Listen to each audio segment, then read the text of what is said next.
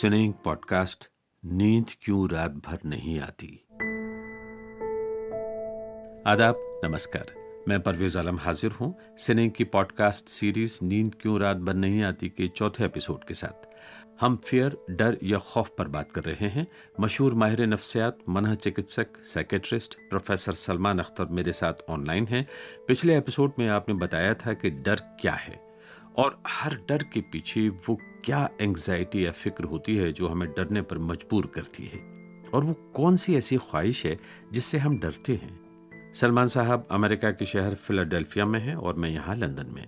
किसी भी बात या चीज से बेहद डरना और बेवजह डरना, मतलब एक्सट्रीम या इरेशनल फियर को साइकेट्रिस्ट फोबिया भी कहते हैं। तो सलमान साहब, फोबिया क्या है और इसके पीछे कौन सी दबी हुई ख्वाहिश है? जी देखिए, फॉर एग्जाम्पल दो जो मशहूर आमतौर पर लोग बात करते हैं, एगोरोफोबिया एंड क्लॉस्ट्रोफोबिया। एगोरोफोबिया का मतलब है कि कोई आदमी घर से ज्यादा दूर नहीं जाना चाहता। अगर रहता है रोड नंबर 3 पे, तो वो रोड नंबर 7 के आगे नहीं जाता कभी। घर से ज्यादा दूर नहीं जाता है, शॉपिंग मॉल में नहीं जाता है, मैदान में क्रिकेट गेम देखने नहीं जाता है, फला फला। तो वो एक दायरे में रहता है, एक इनविजिबल फेंस है उसके चारों तरफ जिसमें रहता है। अब इसके पीछे एक नॉर्मल डर है, भाई जाहिर है कि आप एक अजनबी जगह पे जाएं तो आपको पता नहीं है क्या करना है, क्या क्या किस तरह के लोग हैं, क्या बिल्डिंगें हैं, क्या क्लाइमेट है, क्या वेजिटेशन है, क्या लैंडस्केप है। थोड़ी सी एंग्जाइटी तो हर एक को हो सकती है नई जगह पे जाने पे। लेकिन इसके अंदर विश भी है कोई। जो एंग्जाइटी है उसके पीछे विश क्या है पता नहीं। ये सोच लीजिए कि वापस ही ना हूं मैं। ये जो बेगम बैठी है घर पे, इनको बैठा रहने दो, मैं तो पैदल चलता चला जाऊंगा। जब रोड 15 के बाद निकल गया, वापस ही नहीं आऊंगा। एक ही हो सकता है ये विश, और ये विश डराती है आदमी को। दूसरी विश कि यार ये तो मैं जब ये रोड नंबर 3 पे रहता हूँ, यहाँ मोहल्ले में सब लोग मुझे जानते हैं, तो यहाँ मैं ना तो गाली जोर से बक सकता हूँ, ना मैं किसी लड़की का हाथ पकड़ सकता हूँ, ना मैं सड़क पे पेशाब कर सकता हूँ। तो जरा आगे निकल गया तो ये सब ख्वाहिशात मेरे दिल में जाग जाएंगी। ख्वाहिश का होना जरूरी है एक्स्ट्रा खौफ के लिए। तो ये तो एगोरोफोबिया हुआ। अब रिवर्स क्लॉस्ट्रोफोबिया। मैं एक खातून को जानता हूं जो कि, ये कसम खा के बता रहा हूं सच, एक खातून को मैं जानता हूं, चाहे वो समझ लीजिए कि यहां से न्यूयॉर्क से दिल्ली फ्लाइट कर रही है 14 घंटे की, और यकीनन जो सबसे लंबी फ्लाइट शुरू हुई लंदन से सिडनी, वो 18-19 घंटे की फ्लाइट, उसमें भी वो यही करें। वो कभी एयरप्लेन के बाथरूम में नहीं जाती। मैंने उनसे पूछा कि ऐसा क्यों है? कहती है बहुत छोटी जगह है। तो मैंने कहा आप दावत थोड़ी दे रही, घर वहां खाने पे बुला रही लोगों को। मतलब it's not a cocktail party. तो वहां पे आपको जगह की क्या इतनी जरूरत है? नहीं नहीं सलमान, नहीं नहीं, बहुत बहुत ही तंग जगह है। इस तरह के कुछ लोग छोटे एलिवेटर में नहीं जाते हैं। अगर छोटा एलिवेटर हो उसमें नहीं जाते हैं। मेरे अपने अपार्टमेंट में एलिवेटर है, नॉट बाहर, अपार्टमेंट के अंदर एलिवेटर है, क्योंकि अपार्टमेंट है 2 फ्लोर का, 6ठे और 7वें फ्लोर का। इसमें एलिवेटर है लिविंग रूम से मास्टर बेडरूम, कि समझ लीजिए एक लंबा सा पानदान है। एलिवेटर नहीं है, उसमें नहीं जाते हैं लोग। कई 2-3 दोस्त बैठे, मैंने कहा चले जाओ, ट्राई करो। नहीं नहीं नहीं, ठीक है यार, इट्स ओके इट्स ओके। तो ये क्या है? इसको बोलते हैं आमतौर की जबान में क्लॉस्ट्रोफोबिया। क्लॉस्ट्रम का मतलब एक स्मॉल स्पेस। लेकिन क्लॉस्ट्रम लफ्ज जो ग्रीक आया है, ये आया है वूम से, ये यूट्रस से, या फारसी में जिसको रहम कहते हैं उससे। तो अब अगर इस तरह से सोचना शुरू करें तो क्लॉस्ट्रोफोबिया में ये है कि ख्वाहिश पैदा हो जाती है कि मैं कभी निकलूं ही ना, क्योंकि ये जगह बड़ी छोटी सी अच्छी है। ये मेरी माँ की गोद की तरह और मेरे माँ की यूट्रस की तरह। मैं फीटस ही बन जाता तो फिर कितने मजे में था। कम वक्त क्या डुबोया मुझको होने ने, ना होता मैं तो क्या होता। तो मैं फिर से अगर अपनी माँ की कोख में चला जाऊं तो आराम से रहूंगा, कम से कम 9 महीने तो आराम से रहूंगा। कोई ना किराया देना पड़ेगा, ना पेट्रोल खरीदना पड़ेगा, ना बीवी मियाँ के झगड़े सुनने पड़ेंगे, ना भाई बहनों से लड़ाई होगी, ना किराया देना पड़ेगा, आराम से रहूंगा माँ के पेट में।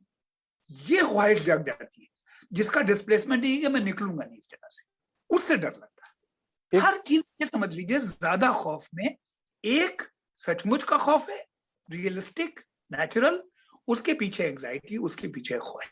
वो कौन सी ऐसी स्टेज है जब हमें थोड़ी सी फिक्र हो जाए कि ये जो फोबिया है या जो खौफ है या डर है, ये अब जीने के लिए या नॉर्मल तरीके से जीने के लिए जरा उसके रास्ते में आता है? जब आपकी जिंदगी महदूद हो जाए, लिमिट होने लगे।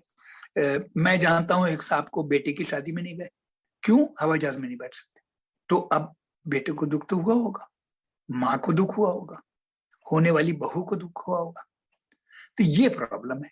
लेकिन आप भी जानते हैं, आप एक साइकेट्रिस्ट हैं, साइकोएनालिस्ट हैं, कि ये बात उनके इख्तियार में नहीं है, वो नहीं जा सकते थे, इसलिए हाँ, कि आपने खुद ही कहा कि एक बड़ा वक्त लगा है किसी तरह के खौफ को उनके दिल में जगह करने के लिए, उनके दिमाग पे।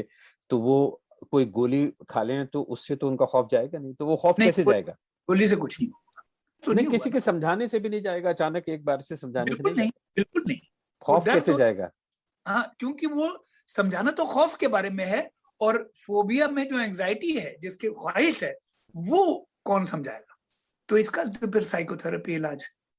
जबकि जिंदगी महदूद हो जाए और दूसरों को तकलीफ हो आपके वजह से। खौफ हमारी समझ में बात आ गया, लेकिन खौफ का ना होना भी अपने आप में कोई अच्छी चीज है, हो सकती है, या बुरी चीज हो सकती है? देखिए, इसमें 3 तरह की चीजें हैं खौफ की एब्सेंस। तो कुछ थोड़ा बहुत हम लोग आइडियलाइज भी करते हैं कि आदमी बहुत बहादुर है, ये आदमी निडर है, जिसमें डर नहीं है। तो 3 तरह का होता है निडर होना। एक तो होता है कि जब आपको पता ही नहीं है किस चीज से डरना चाहिए।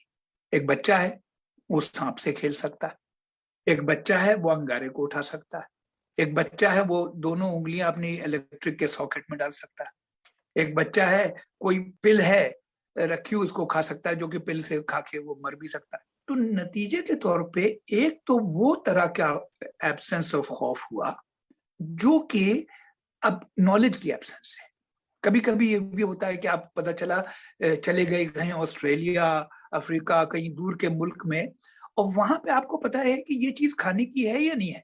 पेड़ में एक छोटा सा फल लगा हुआ है, आपने तोड़ना शुरू किया, वो जो लोकल गाइड है उसने कहा नहीं नहीं नहीं, ये मत खाइए, ये तो बहुत खतरनाक चीज है। सो कुछ खौफ की एब्सेंस इस वजह हो सकती है कि आदमी को पता नहीं कि ये चीज खतरनाक है। खास तौर पे बचपन में ऐसा होता है। एक तो ये हो गया। दूसरे खौफ की एब्सेंस होती है खास तौर पे लड़कों में, ये लड़कियों में नहीं होती है। खास तौर पे लड़कों में 16-17 साल की उम्र, कि वो ये साबित करना चाहते हैं कि मुझ में खौफ नहीं है। एक बार क्या हुआ कि हम 4 लड़के थे, और शायद मैं 17 साल का रहूंगा, 18 साल का। तो अलीगढ़ मुस्लिम यूनिवर्सिटी में हम लोग पढ़ा करते थे, और वहां से कोई 70 मील दूर ये capital of India, beautiful city Delhi था। तो पैसे वैसे तो हम लोगों के पास क्या होते थे, हमारे पास तो खास तौर पे नहीं होते थे। एक आध दोस्त थे, उनके पास कुछ पैसे आ जाते थे घर से। तो हम उनके दोस्त भी थे, और तरह तरह की हिमाकतें और चापलूसी और दोस्ती, और उसमें मोहब्बत भी थी और मतलबीपन भी था। तो नतीजे के तौर पे ये 4 दोस्तों ने प्रोग्राम बनाया कि दिल्ली चलते हैं तफरी के लिए। सुबह चले जाएंगे और शाम को वापस आ जाएंगे, दिल्ली घूम के आ जाएंगे। तो चारों लोग अलीगढ़ के ट्रेन स्टेशन पे पहुंचे। अब ट्रेन आई, तो वो 3 लड़के, उन्होंने वो काम किया जो करना चाहिए, कंपार्टमेंट में चले गए। हमने ये कहा, मैंने ये कहा कि मैं 2 कंपार्टमेंट के बीच में सफर करूंगा। अच्छा, उसमें ये नहीं था कि वो कैनोपीड जो आजकल होते हैं, कि वो कवर्ड, कि आप चलते हुए चले जाएं उसमें। नहीं नहीं, खुला हुआ।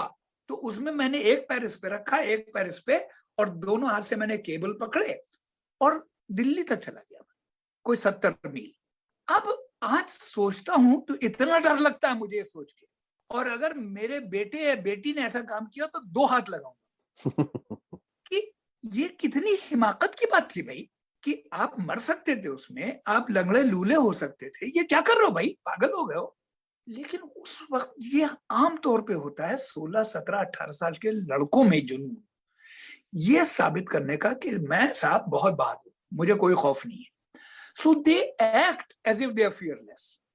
And the very fact that they are acting in an exaggerated manner shows that they are actually terrified. And they are actually weak. And they are actually very afraid of the strength of their body. मैं छोटा था, week था, मैंने कभी physical लड़ाई में नहीं हुआ, तो क्या है कि उसके पीछे मेरी कमजोरी का एहसास था, जिसको मैं दबाने के लिए इतना बहादुर बन रहा था। वो बहादुरी नहीं थी, वो हिमाकत थी। तो इसको हमारी जबान में साइकियाट्री में बोलते हैं काउंटर फोबिया। मैंने तो कैसे कैसे काम किया, एक बार आपको और बताऊं। एक साहब से शर्त लग गई कि 25 गुलाब जामुन खा लो, 100 रुपए दूंगा। तो मैंने सोचा यार 25 गुलाब जामुन में क्या प्रॉब्लम है, 100 रुपए भी मिलेंगे। 100 रुपए तो बहुत बड़ी बात थी, आप क्या कह रहे हैं, इतना बड़ा नोट होता था, बल्कि आप किसी ब्राह्मण को बिठा के उसको खाना खिला दें उस नोट पे, इतना बड़ा नोट था। ये 1960s की बात कर रहे हैं आप? जी जी, ये बात है 62 63 की। 100 रुपए दूंगा, 16 साल का था मैंने गुलाब जामुन खाना शुरू किए। परवेज साहब 11-12 के बाद जो हालत खराब हुई है, तो ऐसे 11 तक तो खा गया मैं, अब चक्कर आ रहा है और तय होने को हो गई। इतना बुरा हुआ, अल्टीमेटली मैंने हाथ जोड़ लिया। मैंने कहा नहीं, मैं आपको कहीं ना कहीं से लाके 100 रुपए दूंगा, आप मुझे छोड़ दें। लेकिन ये जो उस वक्त ख्याल था कि मैं कर सकता हूँ, या वो जो ट्रेन में सफर था, ऐसे लड़के शर्त लगाते मैं कब्रिस्तान में सो सकता हूँ रात में, 100 रुपए दो तो कर सकता। ये सब पैसे के लिए नहीं हो रही है, पैसा तो सेकेंडरी चीज है। ये हो रही है ये साबित करने के लिए मैं खौफजदा नहीं हूं, और ये सबूत देना इतना बड़ा इसलिए है कि वो आदमी खौफजदा है। तो इसको हमारी जबान में बोलते हैं काउंटर फोबिया। काउंटर फोबिया कहाँ से आता है, क्यों आता है? कि एहसास है कमजोरी से, जिसको वाइप आउट करना है, जिसको इरेज कर देना है। जितनी कमजोरी हो उतना काउंटर फोबिया होगा। अब वो 3 लड़के जो ट्रेन में चले गए, उनको इतनी कमजोरी का एहसास नहीं था जितना मुझे था। फिजिकल कमजोरी का, मेंटल कमजोरी का, सोशल कमजोरी का, फाइनेंशियल कमजोरी का जितना एहसास मुझको था, उन तीनों को नहीं था। लिहाजा उन्हें वो अपने शर्म दबाने की जरूरत नहीं थी और साबित करने की जरूरत नहीं थी कि मैं बहादुर हूं। तो देखिए 2 तरह के हो गए, एक कि आप जानते नहीं है कोई चीज खतरनाक है, एक फियरलेसनेस, सेकंड हो गई काउंटर फोबिया। तीसरी चीज है जिसको कहते हैं करेज। करेज उर्दू में शायद कहेंगे बहादुरी, बहादुरी, हिम्मत। हिम्मत। अब देखिए करज में भी कमाल है। पहले तो ये लफ्ज करज आया कहां से, ये फ्रेंच में क्योर बोलते हैं दिल को। तो दिल उस जमाने में समझा जाता था, यहां सारी फैसले होते हैं, सारी बड़ी बातें होती हैं। उर्दू के शायरों के लिए तो आज भी है, लेकिन ये कि दिल में नहीं होते हैं फैसले, फैसले दिमाग में होते हैं, जो अच्छे और बुरे दोनों फैसले। तो बहरहाल, तो करेज जो चीज है वो इन दोनों से डिफरेंट है।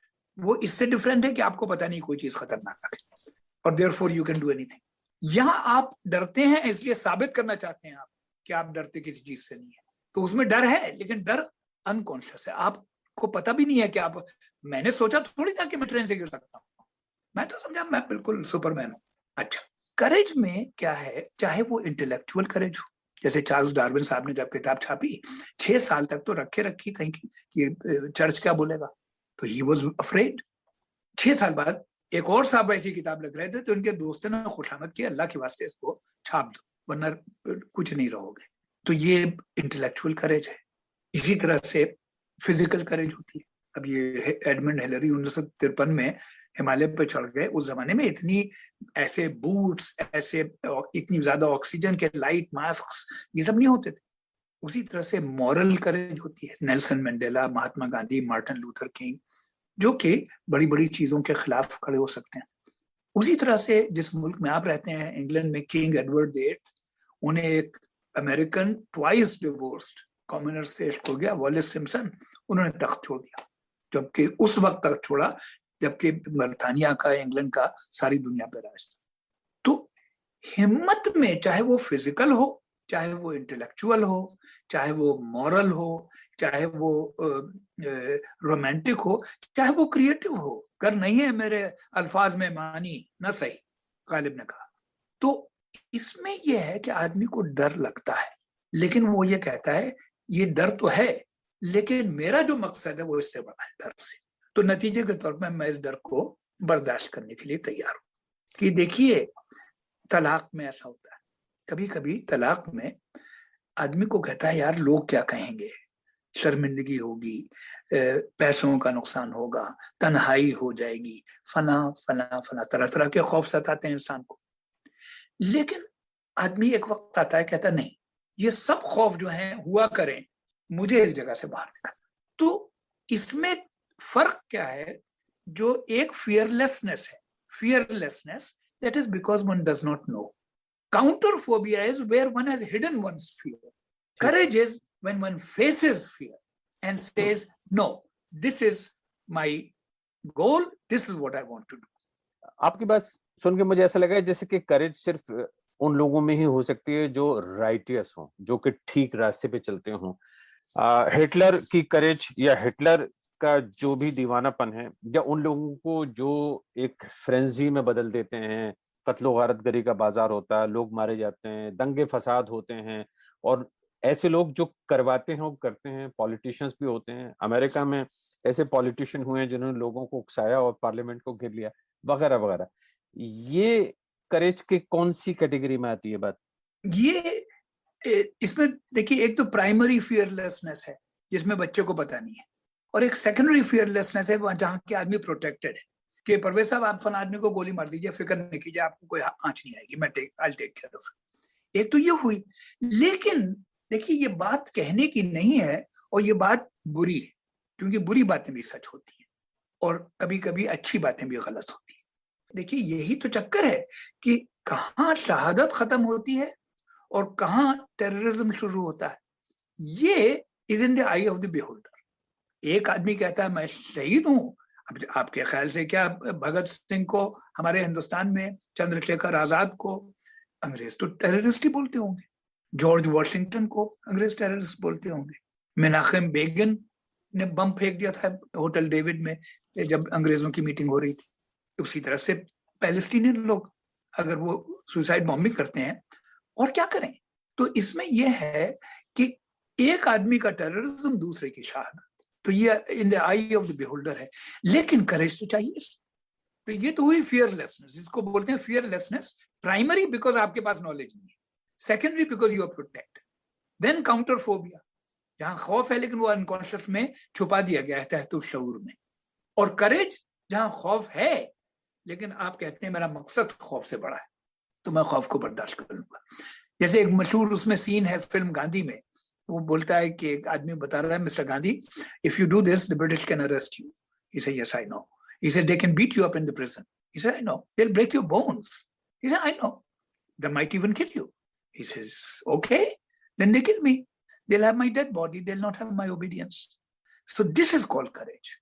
चाहे वो इंटेलेक्चुअल हो, डार्विन ने जब किताब छापी ओरिजिन ऑफ स्पीशीज, क्या इंसान कैसे पैदा हुआ है, और 6 दिन में 7 दिन में नहीं पैदा हुआ है, और किसी अल्लाह ने, गॉड ने, भगवान ने नहीं बनाया है, बल्कि इवॉल्व हुआ है थाउजेंड्स ऑफ ईयर्स में, मिलियंस ऑफ ईयर्स।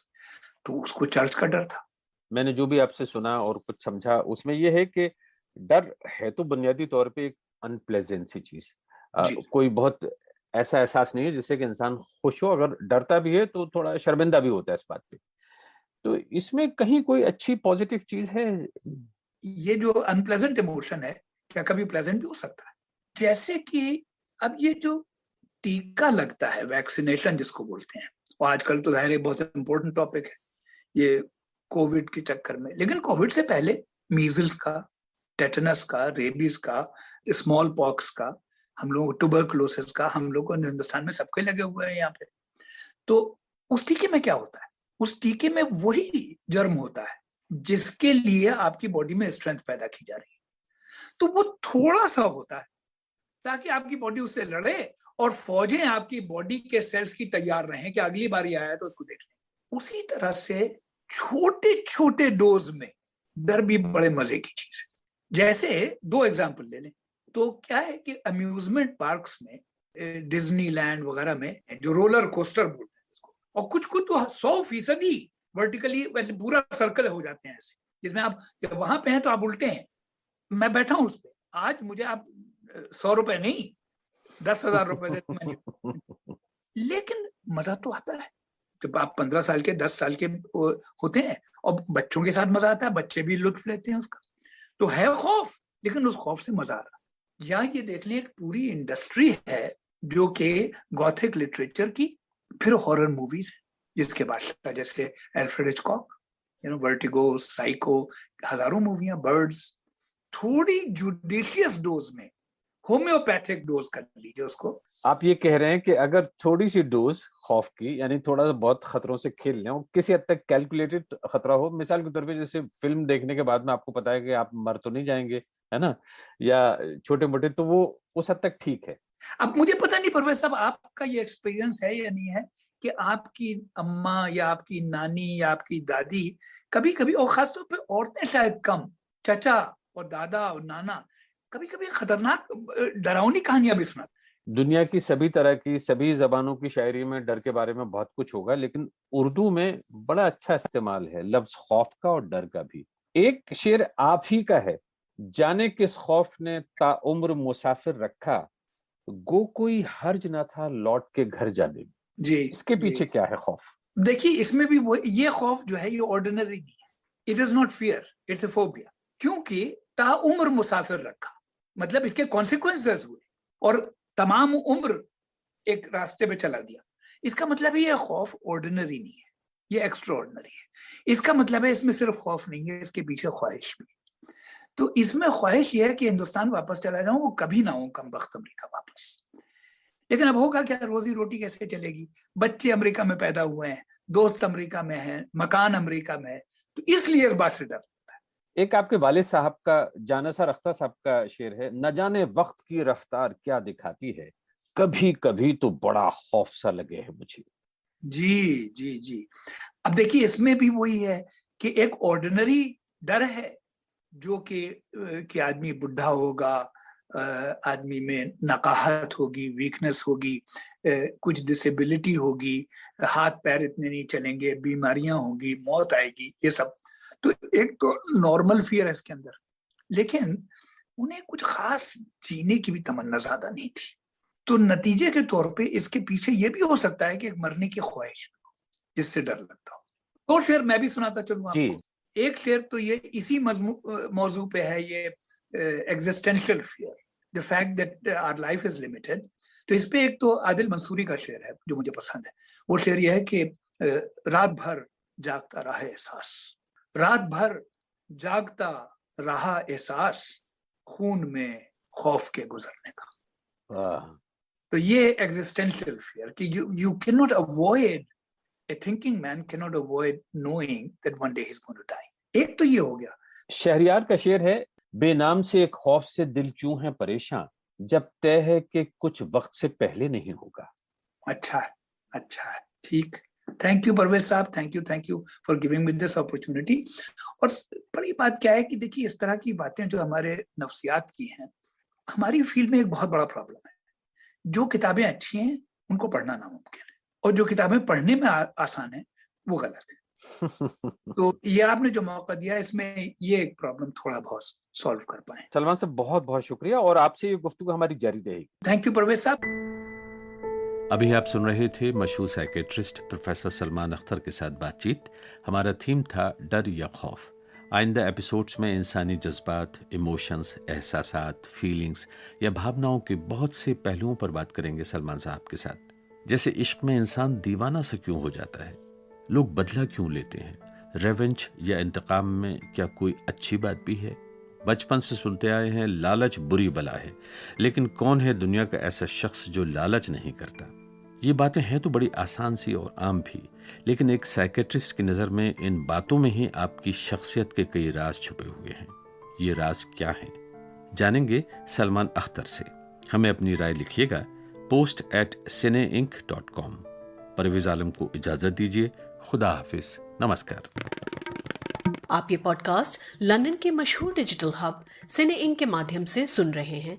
हम फेसबुक, इंस्टाग्राम, ट्विटर, यूट्यूब के अलावा और दूसरे कई प्लेटफॉर्म्स पर भी मौजूद हैं। मुमकिन हो तो वेबसाइट पर भी तशरीफ लाइए, cineinc.com।